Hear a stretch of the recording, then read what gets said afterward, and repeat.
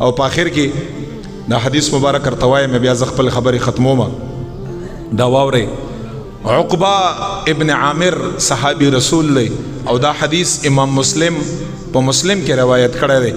عقبہ ابن عامر فرمای نبی علیہ الصلوۃ والسلام په وړاندې صحابه کرام ناستو بلا تشبیه او تمثيل داسې ناستو.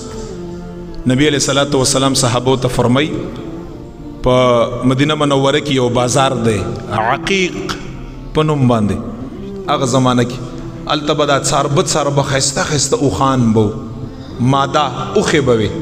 نبی علیہ السلام صحابو ته او هغه زمانه کې یو اوخه دا خو ډیر قیمت والو خلق ورته ډیر خوشاله ده.